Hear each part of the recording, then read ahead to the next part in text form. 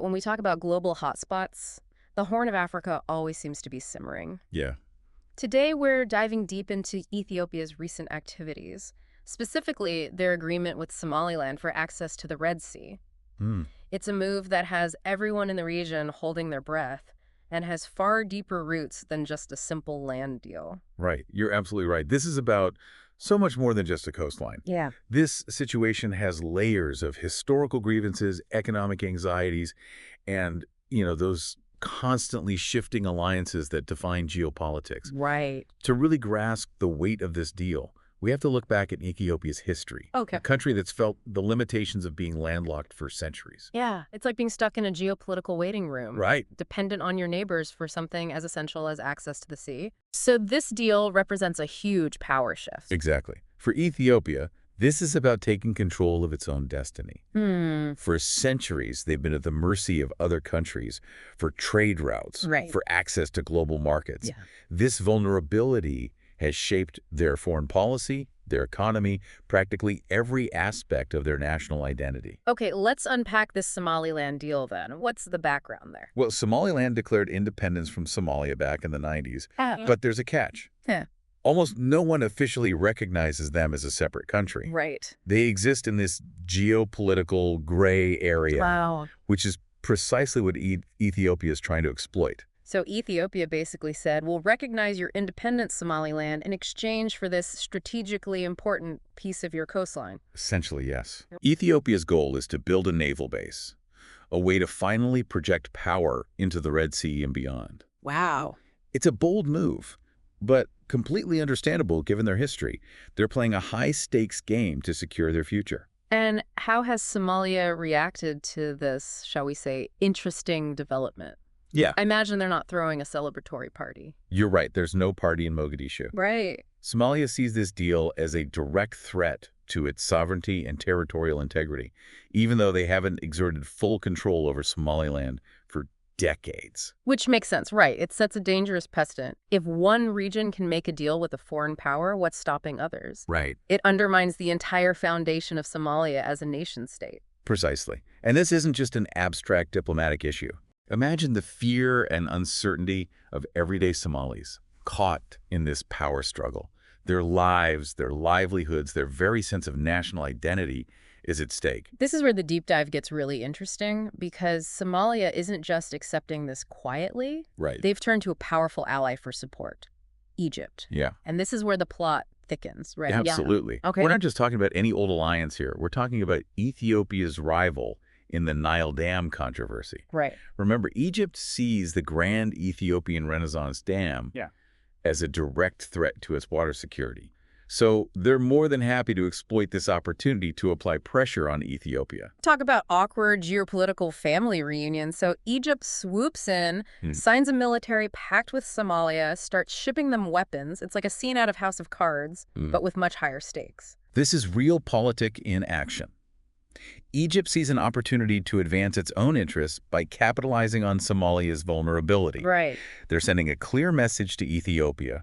We're watching you, and we have ways to make things difficult. So it's not just about the coastline anymore. It's about leverage, regional power dynamics, and the potential for this conflict to spiral out of control. And here's where it gets even more complex. We have to consider the other regional players who are watching this situation unfold very closely. Eritrea, for example, has a long and complicated history with Ethiopia. Right. How do you think they're reacting to this deal? Well, given their history, I can't imagine they're sending congratulatory fruit baskets. This feels like a major power shift that could have ripple effects across the entire Horn of Africa. You're spot on. Eritrea and Ethiopia have a history of conflict and mistrust. Right. Seeing Ethiopia assert itself in this way, gaining a strategic advantage, Right. likely has them on edge. Right. This situation has the potential to reignite old tensions and complicate the already fragile balance of power in the region. Yeah, it's like adding another log to an already roaring fire. And we haven't even talked about the Gulf states. They have significant economic interests in the Horn of Africa, Right. so they must be watching this very closely as well. Absolutely. Countries like the UAE and Saudi Arabia have invested heavily in ports and infrastructure throughout the region. Right. This Ethiopia-Somaliland deal could impact their economic interests, Yeah. potentially leading to them throwing their weight behind different players in the region. Wow. This situation has the potential to redraw the economic map of the Horn of Africa, and that's something no one wants to miss out on. It's like everyone's watching this game of geopolitical chess unfold, waiting for the right moment to make their move. And speaking of moves, let's talk about the potential for the situation to escalate into actual conflict. Is that a real possibility? It's a very real concern, especially given the history in the region. Ethiopia has already stationed troops in Somalia to fight al-Shabaab. Right. Remember? They've been a key player in trying to stabilize Somalia. Yes.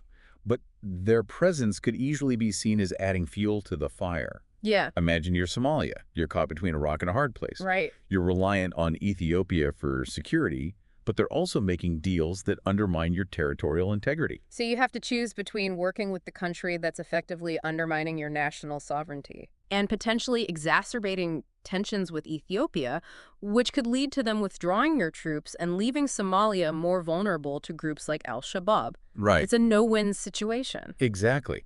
And if the situation deteriorates further, Somalia might feel pressured to expel Ethiopian troops, even if it means jeopardizing the fight against al-Shabaab. Wow.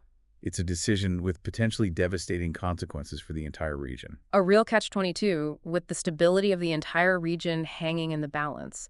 And as if things weren't complex enough, we also have to consider the internal political situations within both Somalia and Ethiopia. You're right. Domestic politics adds another layer of complexity here. Right. In Somalia, you've got the federal government trying to assert its authority, but facing pushback from regions like Puntland and Somaliland, each with its own interests and agendas. So this external pressure from the Ethiopia deal could further destabilize Somalia's internal politics and complicate their efforts to find a peaceful resolution. Precisely. And then there's Ethiopia. Yeah. Prime Minister Abiy Ahmed is navigating a complex political landscape Right. with ethnic tensions and the legacy of the Tigray War. Right. This assertive foreign policy play could be a way to project strength and unify the country, but it's a risky gamble. If it backfires, it could inflame domestic tensions and weaken his grip on power. It's like walking a tightrope, trying to balance internal stability with external ambitions.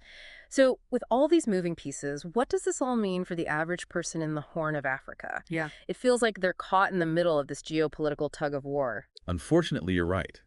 The average person in the Horn of Africa is often the one who bears the brunt of these geopolitical maneuverings. Right. Their lives and livelihoods are upended by the decisions made in distant capitals. So what's the most likely outcome here? Is there a path towards stability, or are we headed towards more conflict? It's definitely a tense situation. It feels like everyone's holding their breath, waiting to see what happens next.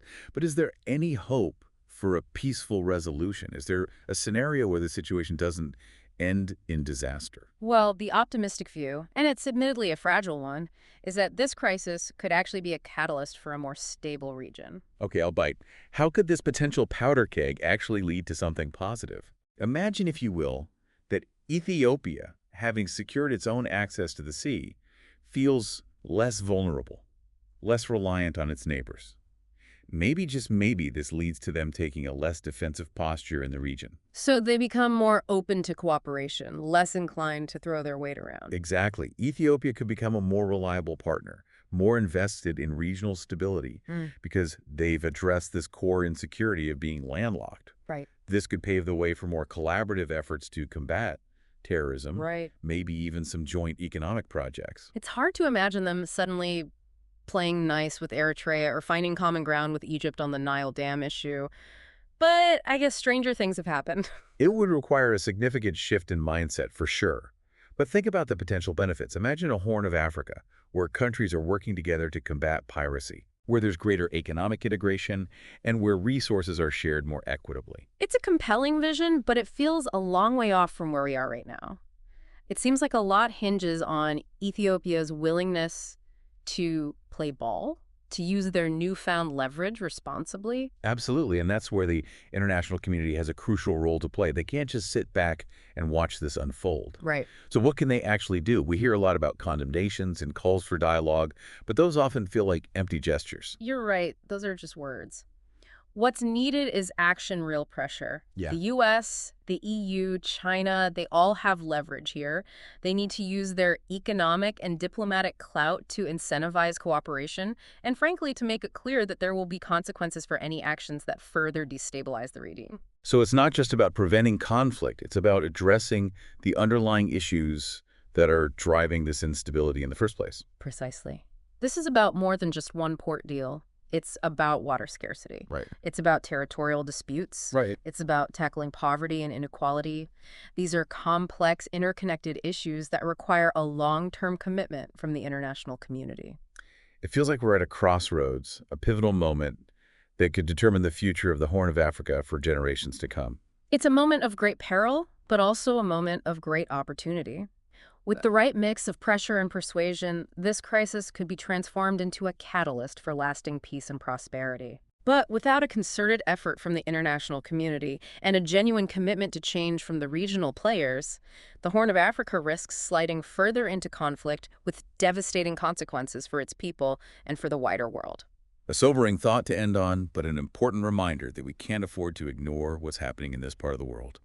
Expert, thank you for guiding us through this complex and frankly unnerving situation. It's definitely given us a lot to think about. My pleasure.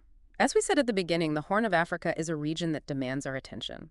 The choices made in the coming weeks and months will have far-reaching implications, so let's hope those choices are wise ones. Indeed. And to our listeners, keep an eye on this one. This story is far from over.